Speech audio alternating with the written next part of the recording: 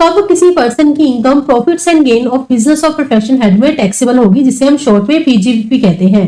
कोई भी पर्सन जो बिजनेस कर रहा हो, business means trade, commerce, manufacture या कोई भी एडवेंचर ऑफ ट्रेड हो, और या फिर कोई भी पर्सन प्रोफेशन की प्रैक्टिस कर रहा हो। प्रोफेशन मतलब जिसमें कि स्पेशल नॉलेज या स्किल की रिक्वायरमेंट होती है, जैसे कि doctors, lawyers, chartered accountant, architects. ठीक है, तो कोई भी पर्सन जो बिजनेस या प्रोफेशन कर रहा हो तो उससे जो इनकम आती है, प्रॉफिट और गेन आता है, उसको पीजीपी हेड पे टैक्सेबल कर दिया जाता है। सेक्शन 28 जिसमें बताया गया है कि कौन सी इनकम्स हैं जो पीजीपी हेड में टैक्सेबल कर दी जाएंगी। Income taxable under head PGP कौन कौन सी है? सबसे पहला पॉइंट ये कहता है कि बिजनेस और प्रोफेशन से कोई भी प्रॉफिट और गेन आता है तो पीजीपी हेड में टैक्सेबल कर दिया जाएगा।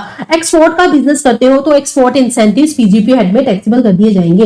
Human insurance policy including it's bonus, अगर आप बिजनेस ओनर हो और आपको आपका ह्यूमन इंश्योरेंस पॉलिसी का पैसा रिसीव हो रहा है तो उस केस में आपका ये टैक्सेबल कर दिया जाएगा पीजीपी हेड में।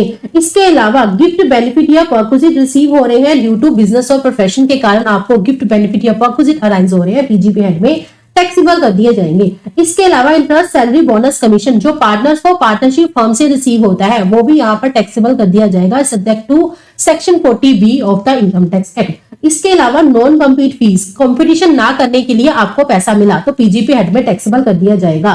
ट्रेड या प्रोफेशनल एसोसिएशन की इनकम भी पीजीपी हेड में टैक्सेबल कर दी जाएगी।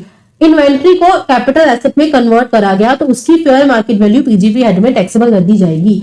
बिजनेस कॉन्ट्रैक्ट के टर्मिनेशन या मॉडिफिकेशन के कारण कोई कंपनसेशन रिसीव हुआ, पीजीपी हेड में टैक्सेबल कर दिया जाएगा। स्पेकुलेटिव ट्रांजैक्शन से कोई इनकम आ रही है तो वो भी पीजीपी हेड में टैक्सेबल कर दी जाएगी और इसे तो सेपरेटली शो करके दिखाया जाता है।